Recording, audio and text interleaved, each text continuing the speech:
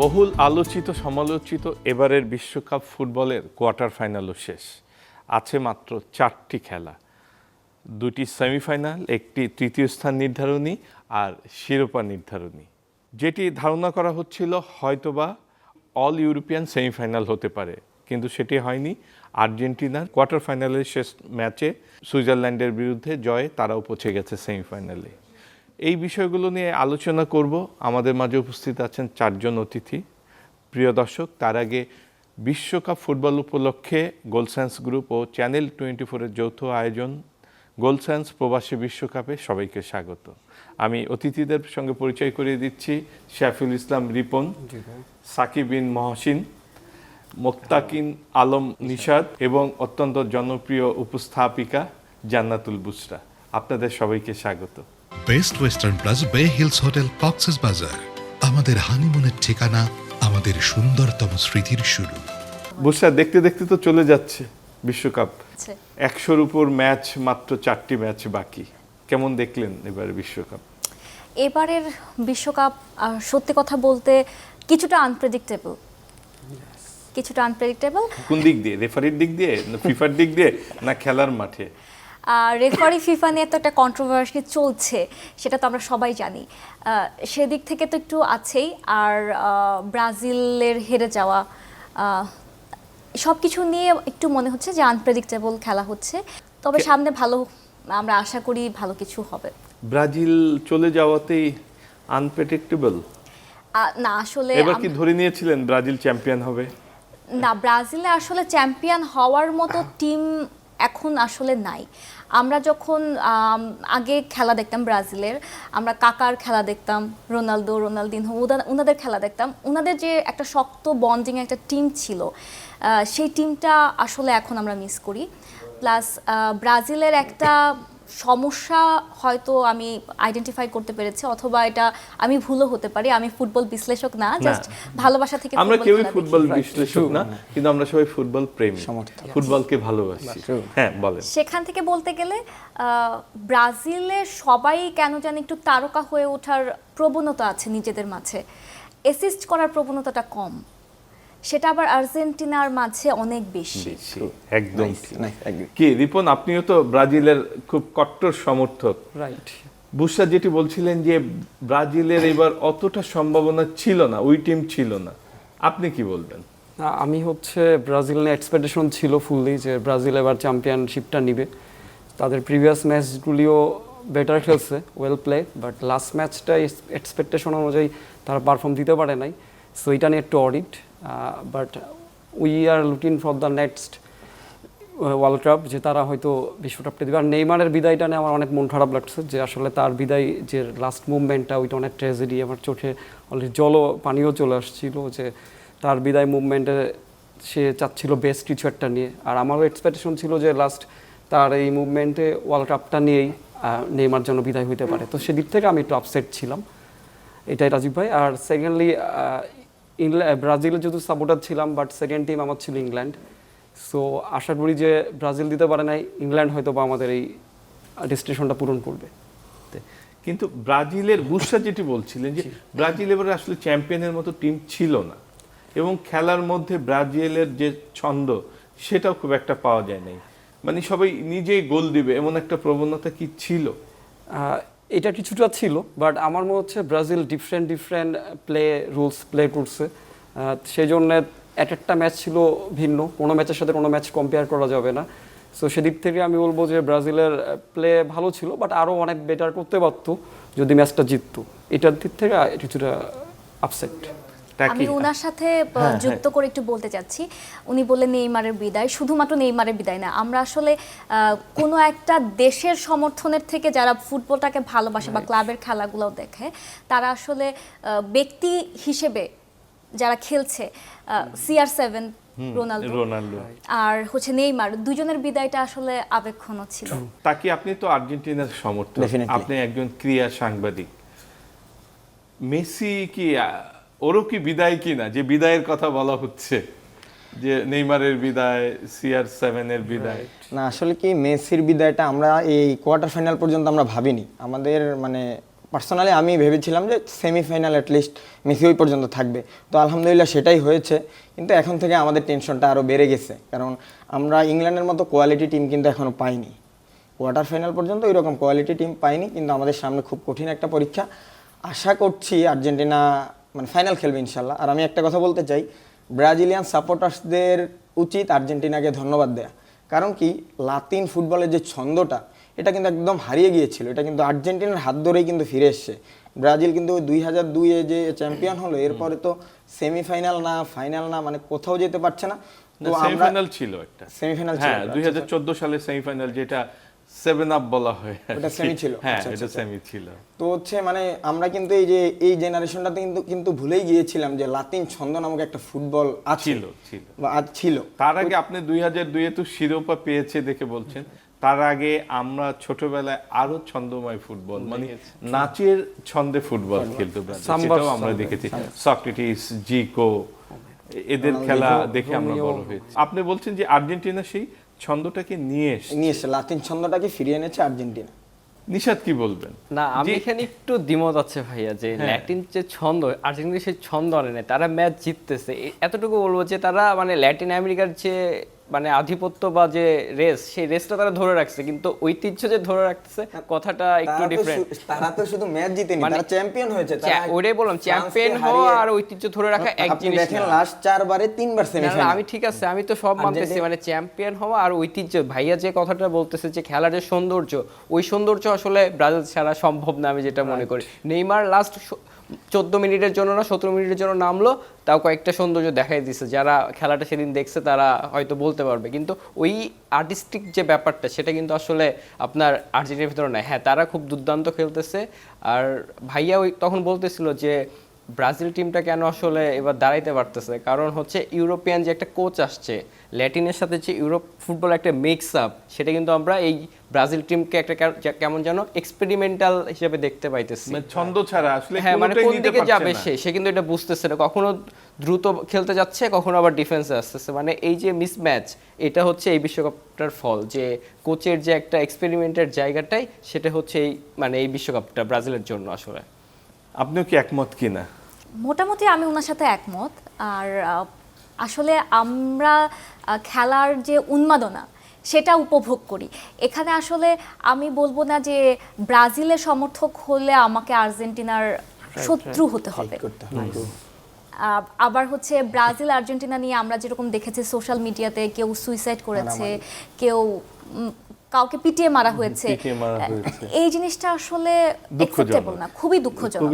আমি ব্রাজিলের সমর্থক হতে পারি, কিন্তু এটা আর্জেন্টিনার সাথে আমার কেন কনফ্লিক্ট থাকবে? আমি জানি না, কোনো ম্যাচ থেকে হয়তো শুরু হয়েছে সেই কনফ্লিক্টটা। কোনো ম্যাচ থেকে হয়নি, এটা কেন জানি ঐতিহাসিকভাবে এটা ক্যারেক্টার ওয়াইজ ভ্যারি করে, আসলে সবাই তো এরকম না।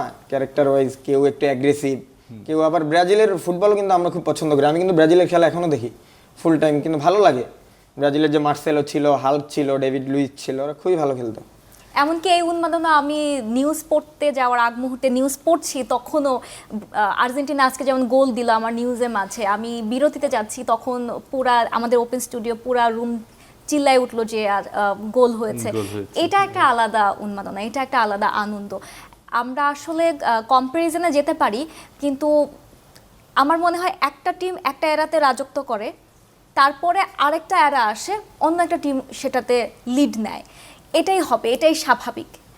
আর আমরা হয়তো ব্রাজিলের পরবর্তী তারকার দিকে তাকিয়ে আছি, হয়তো ভিনি আরও ভালো খেলবে, হয়তো ব্রাজিল টিমে আরও নতুন কেউ যোগ হবে, হয়তো রোনালদোর মতো, রোনালদিনহোর মতো, কাকার মতো মানুষরা, হয়তো ওরকম পারফরমেন্সে মানুষরা হয়তো যোগ হবে, সেটার অপেক্ষায় আছি। রিপন, আপনারও কি তাই মনে হয় কিনা? বুশরা এবং নিশাদ যেটি বললেন যে না ইউরোপিয়ান না ল্যাটিন, এইখানে কোথায় যেন একটা কনফ্লিক্ট করছে। Exactly, I agree with both. এটা ট্রু যে এক্সপেরিমেন্টটা চালানো হয়েছে ওয়ার্ল্ড কাপেই, যার জন্য হয়তো বা ব্রাজিলের বিদায়টা। আদারওয়াইজ টিম অনেক ভালো খেলতো যদি ঠিক ডিসিশন নিতে পারতো। কিন্তু উপায়টা কি? ব্রাজিলের ম্যাক্সিমাম প্লেয়ার তো ইউরোপের বিভিন্ন লিগে খেলে, তারা সারা বছর ইউরোপীয় ফুটবলারদের সঙ্গে তাদের খেলা হচ্ছে, তো সেইখানে হঠাৎ করে যে ল্যাটিন খেলা নিয়ে, সেই ছন্দ নিয়ে খেলার রেজাল্টটা খুব পাওয়া যাবে বলে তো মনে হয় না।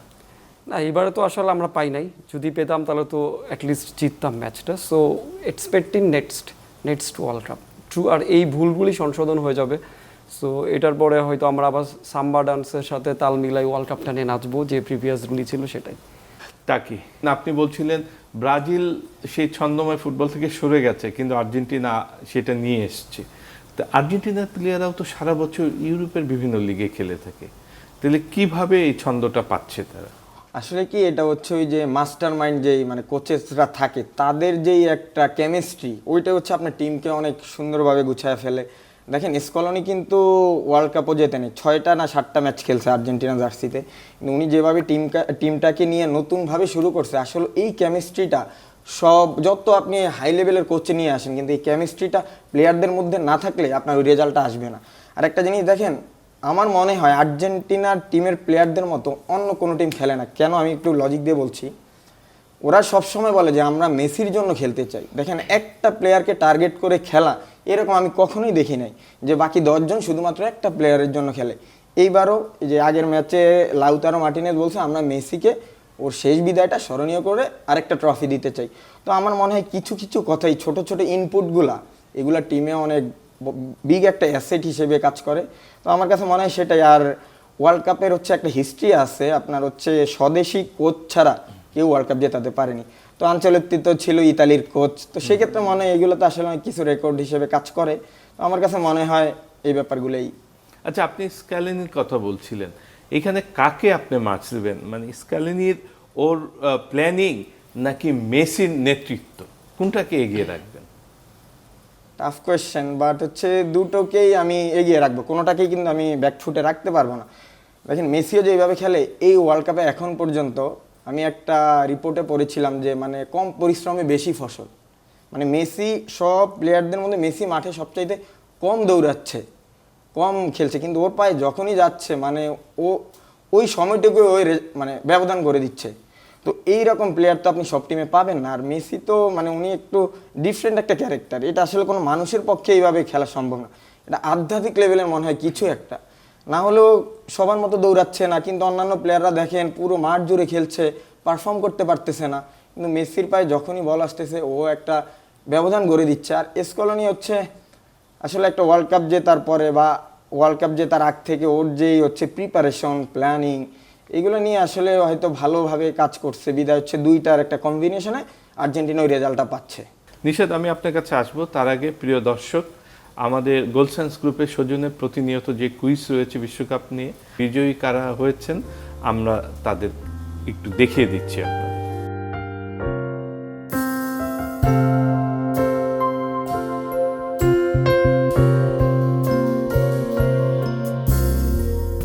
গোল্ডসেন্স হোটেলস অ্যান্ড রিসর্টস থেকে হোটেল মালিকানা নিলে যেসব সুবিধা পাবেন: সাফ কবলা রেজিস্ট্রেশন সহ মালিকানা, লাইফ টাইম প্রফিট এবং হালাল ইনকাম স্ট্রিমের নিশ্চয়তা। টাকি যেটি বললেন যে আর্জেন্টিনার খেলার যে ছন্দ এবং দুইটা নেতৃত্বকে উনি রেখেছেন, যিনি কোচ অসাধারণ পরিকল্পনা নিয়ে টিমটাকে এক করেছেন, আর মাঠের যে নেতৃত্ব সেটা তো মেসি নিঃসন্দেহে, এবং সর্বোচ্চ এখন পর্যন্ত সর্বোচ্চ গোলদাতা মেসি। না, আপনি তো ব্রাজিলের সমর্থক, তারপর সেখান থেকে আমি ব্রাজিলের বের হয়ে সমর্থক। এসে আর্জেন্টিনার এই বিষয়গুলো না, আমি নিয়ে ব্রাজিলের বিশ্লেষণটা সমর্থক কি? হলেও এই বিষয়ে আমি এগ্রি করি যে তাদের কোচিং প্যানেলটা খুবই দুর্দান্ত। আপনি 2021 সালের আগে একটু আর্জেন্টিনার দিকে তাকান, মানে মনে হয় যে একটা ধৈর্য ভাঙার টিম। খুব বাজেভাবে বললাম, মানে দেখা যায় যে মেসি একা অনম্যান আর্মির মতো মানে দৌড়াচ্ছে, কিন্তু তাকে মানে পাস দেওয়া বা তাকে ডিফেন্ড করার মতো আশপাশে কেউ থাকতেছে না। কিন্তু হঠাৎ দেখলাম যে নতুন কোচ আসার পর তাদের 21 সাল থেকে আর্জেন্টিনা কেমন বদলাই গেল।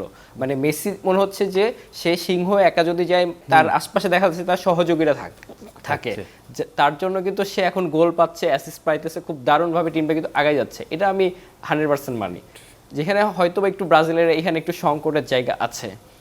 তো এইটা উত্তরণের কি পরিকল্পনা, কি কোচ পরিবর্তন নাকি এই কোচের অধীনে আবার দীর্ঘমেয়াদী একটা না, পরিকল্পনা? আপনি দেখবেন যে হচ্ছে 22 ওয়ার্ল্ড কাপের পর ব্রাজিল বেশ 2 বছরের মতো কোচহীনতায় যেটাকে ভুগছে, যে ভালো কোচ পাচ্ছিল না, কেউ ব্রাজিলের এত বড় রিস্ক নিতে যাচ্ছে না ব্রাজিল টিমের কোচ হয়ে, মানে বেশ একটা দ্বিধাদ্বন্দ্বের ভিতরে দেশটা কিন্তু 2 বছরের মতো কোচহীন বলা চলে, অন কাইন্ড অফ তারা খেলছে, বিভিন্ন করছে। এই যে একটা দুর্বল জায়গা ছিল, এবং এই জায়গা থেকে মানে এই ওয়ার্ল্ড কাপটা মনে করি যে এই পতনটা বা আমাদের কি বলবো, এটা একটা হতাশার জায়গাটা এখানেই।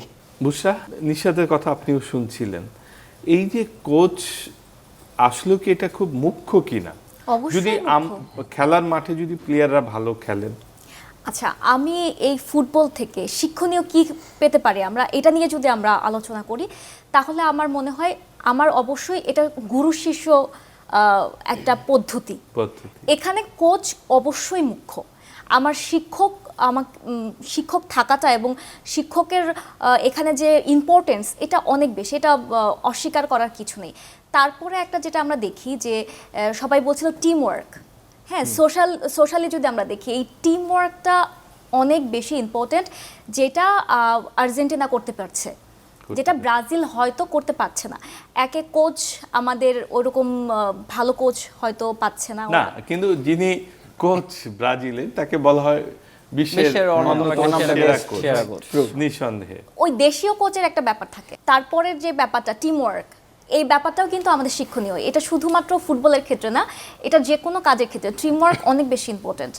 তারপরে থার্ড যে ব্যাপারটা হচ্ছে, সেটা হচ্ছে আমাদের একটা সব কিছুর একটা বাটারফ্লাই ইফেক্ট থাকে।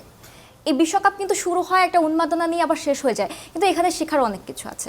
এখানে আমরা বাটারফ্লাই ইফেক্ট হিসেবে দেখতে পারি যে আমরা যেরকম আমি কি চিন্তা করতে পারি যে রাত 3টার সময় আমি খেলা দেখতে যাব টিএসসিতে? আমি সেফ ফিল করি? কখনো করি না। কিন্তু এই যে বিশ্বকাপের এই সময়টাতে কিন্তু আমরা যাই, ছেলে মেয়ে সবাই নির্বিশেষে সবাই যাই,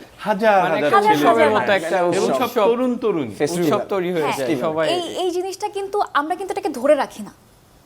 এটাকে এই যে একটা ধরে রাখা, একটা মানে ঐক্যবদ্ধ হওয়া, এটা কিন্তু একটা বাটারফ্লাই ইফেক্ট তৈরি করতে পারে। আমরা আমাদের ক্ষেত্রে দেখা যাচ্ছে বাটারফ্লাই ইফেক্টটা নেগেটিভলি কাজ করছে, মানুষ সুইসাইড করছে, মানুষ মফ করছে। এইভাবে না হয়ে আমাদের ভালো যে বাটারফ্লাই ইফেক্টগুলা, সেগুলা আমরা দেখতে চাই আরো। যেমন এই প্রবাসে কেমন হয় বিশ্বকাপ, প্রবাসীরা এটা নিয়ে কি ভাবছে, এটা আমরা এই প্রোগ্রামের মাধ্যমে জানতে পারছি। এটা খুবই ভালো একটা উদ্যোগ। আবার হচ্ছে গোল্ড সেন্সের মতো একটা কোম্পানি এখানে এক্সিস্ট করছে, ওরা আর্কিটেকচার নিয়ে কাজ করছে, আমরা সে সম্পর্কেও জানতে পারছি। এটা খুব ভালো একটা উদ্যোগ। তো আমি এই 3টা ফাইন্ডিংস আমার আছে। এক হচ্ছে আমাকে অবশ্যই ভালো শিক্ষক পেতে হবে, এবং ওই শিক্ষক আমার স্বজাতি হতে হবে। আমি যতটা টিউটোরিয়াল দেখে একটা কোনো সফটওয়্যার শিখতে পারি, তার থেকে বেশি শিখতে পারি আমার সহকর্মীর কাছ থেকে অথবা আমার সিনিয়রের কাছ থেকে। এটা আমি ব্যক্তিগত জীবন থেকে নিয়ে বললাম, কারণ স্বজাতি হওয়া জরুরি। আমি বাংলা ভাষায় যতটা সহজ করে একটা কথা বলতে পারবো, বুঝতে পারবো, কমিউনিকেশনটা করতে পারবো, সেটা আসলে অন্য ভাষা, অন্য একটা দেশের মানুষের সাথে করাটা পসিবল, কিন্তু একটু ডিফিকাল্ট। আর সেকেন্ড হচ্ছে টিম ওয়ার্ক, থার্ড হচ্ছে একটা বাটারফ্লাই ইফেক্ট। এইটা যেন আমাদের কাছে পজিটিভলি আসে। অনেক অনেক ধন্যবাদ। রিপন, আপনার কাছে আসবো। প্রিয় দর্শক, আমাদের এই বিশ্বকাপ উপলক্ষে বুশরা বলছিলেন প্রবাসে কেমন বিশ্বকাপ হয়, সেখানকার উত্তেজনা, উন্মাদনা, ফুটবল ভালোবাসা, এগুলো নিয়ে আমাদের প্রবাসী সহকর্মীরা বেশ কিছু তথ্যচিত্র পাঠিয়েছেন দেশের বাইরে থেকে, সেগুলো এবার একটু দেখে আসি।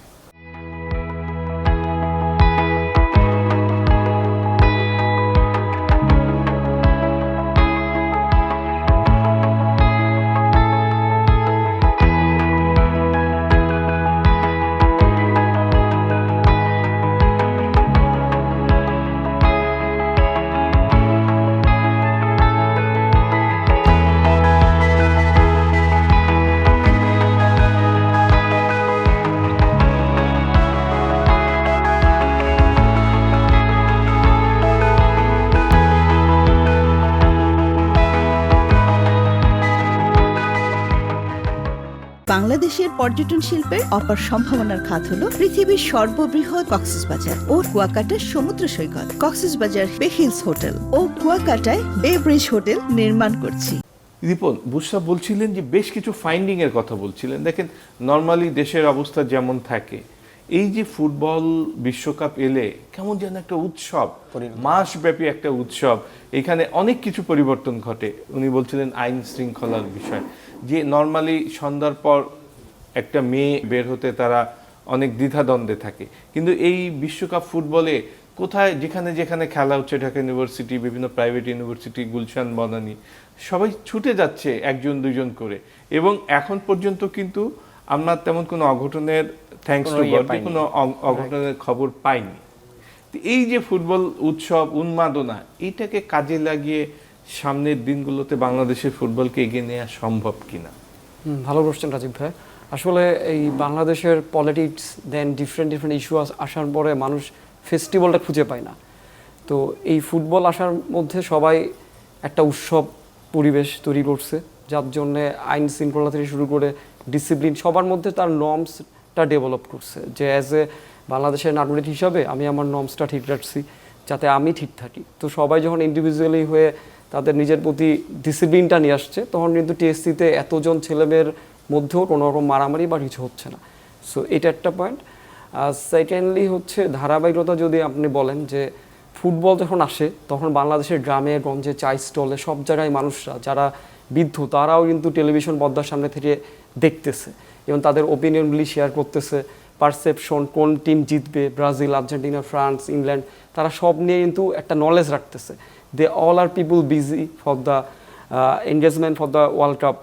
তো এই উৎসব, ইভেন বাসায় বাসায় যে ফ্ল্যাগ টাঙ্গানোর বিষয়গুলি, এগুলি আমরা মিস করব, যে কারো বাসায় আর্জেন্টিনা, কারো বাসায় ব্রাজিল, ইংল্যান্ড, ইভেন অন্য টিম হারতেছে তারা ফ্ল্যাগগুলি নামাই ফেলতেছে, অফিস, কর্পোরেট লাইফ, সব জায়গায় যে ছন্দগুলি, এটা কিন্তু আমরা ওয়ার্ল্ড কাপের জন্যই পাচ্ছি। ইভেন এই আমরা চাই যে রাজনৈতিক পরিবেশ, ইভেন গুডউইলগুলি যেন বাংলাদেশে এভাবে ঘুরে, মানে সবাই এটার মধ্যে মানে এক একজনের প্রতি এগ্রেসিভ না হয়ে যেন সবাই ভালোবাসা দিয়ে এটা জয় করে এবং এটা ধরে রাখতে পারি। আর বাংলাদেশ টিমের যে লেভেল, সেটাও আমরা চাই যে যদি বাংলাদেশ আমাদের খেলে তাহলে আমরা অনেক সাপোর্টার বাংলাদেশ সাপোর্ট করব। ইভেন আমরা চাই যে আমাদের যেন বাংলাদেশ টিম, যারা টিম ম্যানেজমেন্টের দায়িত্বে আছেন, তারা মানে যা ইন্টারন্যাশনালভাবে তো পারা পসিবল না, বাট ডিভিশন ওয়াইজ খেলাগুলি প্লে করা উচিত। ইভেন এখানে পলিটিক্যাল ইনভলভমেন্ট না নিয়ে যে রিয়েল প্লেয়ার, সে গ্রামের একজন যদি সিম্পল প্লেয়ার হয় তাকে অপরচুনিটি দেওয়া উচিত, এবং সেই ধরনের প্লেয়ার সিলেকশন করলে হয়তো আমরাও আগে যেতে পারবো। ধন্যবাদ। সংক্ষেপে টাকি, এই উৎসব, উন্মাদনা, উত্তেজনাকে দেশীয় ফুটবলের জন্য কিভাবে কাজে লাগানো যায়? আসলে স্পোর্টসটা কিন্তু হচ্ছে একটা মেসেজ, এটা আমরা জানি সবাই, এটা একটা ডিসিপ্লিন, সব কিছু নিয়ে স্পোর্টসটা কাজ করে। তো আমরা সেটাই দেখতে পাচ্ছি যে বাংলাদেশের সব কিছু খুবই ভালোভাবে হচ্ছে। আর আমার কাছে খুবই মানে দুঃখ লাগে যে এত ক্রেজ, আমরা এত ফুটবল প্রেমী, কিন্তু আমাদের ফুটবলটা আসলে কোথায়? আমি তো মানে মনে মনে ভাবছিলাম যে মানে ফিফা প্রেসিডেন্ট ইনফান্তিনোকে ধন্যবাদ দেওয়া উচিত, কারণ উনি 32 থেকে 32 থেকে 48 করেছে। এতে হয়েছে কি, মানে আমাদের বাংলাদেশ বা ইন্ডিয়া, উপমহাদেশের দেশগুলোর পসিবিলিটি একটু হলেও বেড়েছে। যেহেতু 48টা দেশ, অবশ্যই এখন একটু আমরা হোপ দেখি কোনো একদিন হয়তো।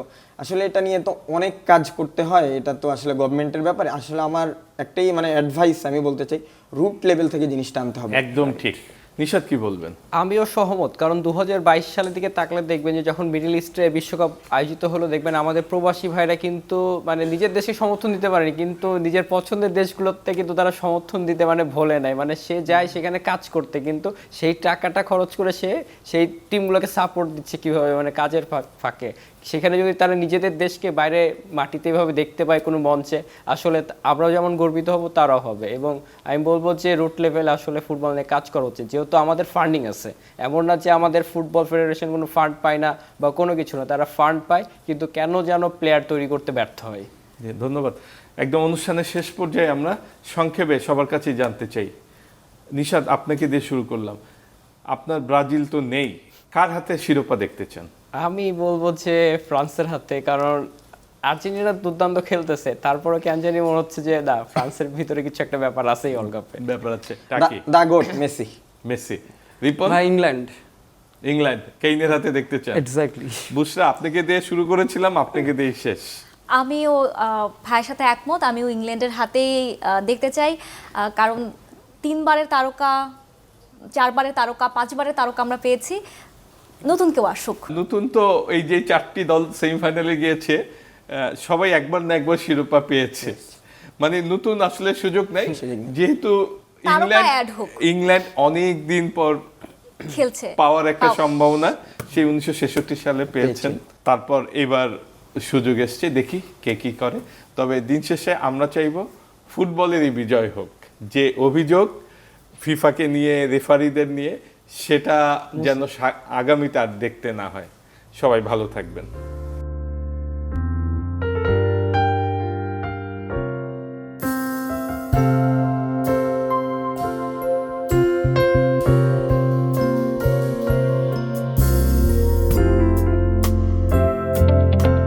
নতুন জীবনের শুরুতে আমরা চেয়েছিলাম এমন কিছু মুহূর্ত যা সারা জীবন মনে থাকবে, যেখানে সমুদ্রের ঢেউ আর পাহাড়ের সবুজ আমাদের স্বাগত জানায়।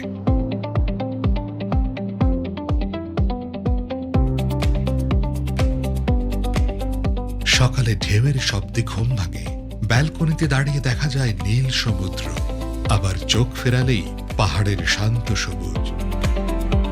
ইনফিনিটি পুলে কিছু নির্ভার সময়, প্রিয় মানুষটির সঙ্গে কিছু হাসি আমাদের হানিমুনকে করে দিল আরো প্রাণবন্ত।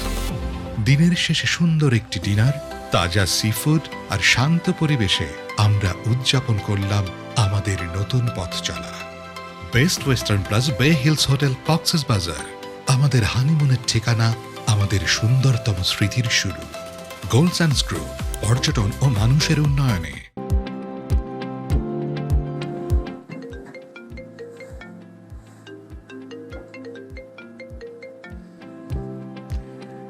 আম্মু, বাবা, অনেকদিন তো বিদেশে পড়ে আছিস, এবার দেশে আয়। দেশে এসে আমি কি করব? শুন, বিদেশে কষ্ট করে যা আয় করছিস তা দিয়ে এবার নিজের দেশে কিছু কর। কিন্তু আমি শোন, তোর বন্ধু বাবলু 10 বছর পর দেশে ফিরে এসে গোল্ড স্যান্ডস গ্রুপে ইনভেস্ট করেছে। Gold sands group? পর্যটন হোটেল নির্মাণের শীর্ষ প্রতিষ্ঠান গোল্ড সায়েন্স গ্রুপ পর্যটন নগরী কক্সবাজার ও সাগর কন্যা খ্যাত কুয়াকাটায় গড়ে তুলছে বিশ্বমানের নান্দনিক হোটেল।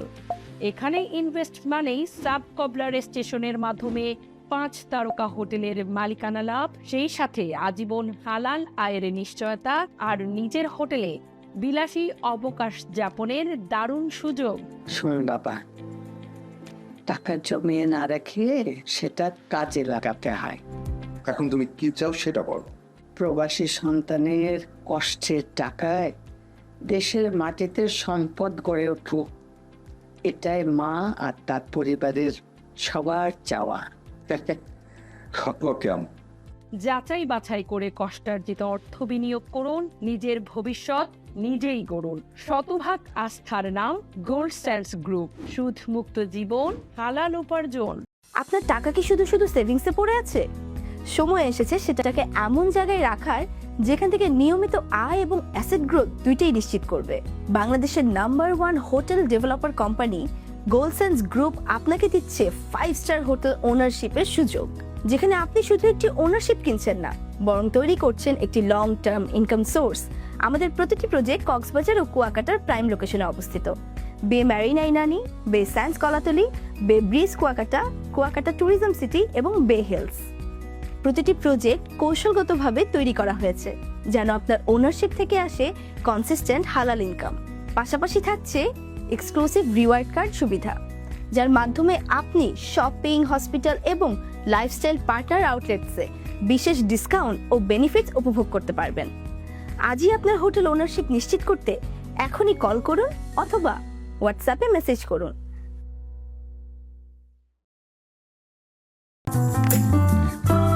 বাংলাদেশের পর্যটন শিল্পের অপার সম্ভাবনার খাত হলো পৃথিবীর সর্ববৃহৎ কক্সবাজার ও কুয়াকাটা সমুদ্র সৈকত। কক্সবাজার বে হিলস হোটেল ও কুয়াকাটায় বে ব্রিজ হোটেল নির্মাণ করছি। আপনার হোটেল ওনারশিপ অথবা সুইট ক্রয় করে হতে পারেন 5 তারকা হোটেলের গর্বিত মালিক। পেতে পারেন আপনার সুরক্ষিত ইনভেস্টমেন্টের সাফ কবলা মালিকানা ও আজীবন হালাল আয়। ইনভেস্ট একবার, রিটার্ন বারবার।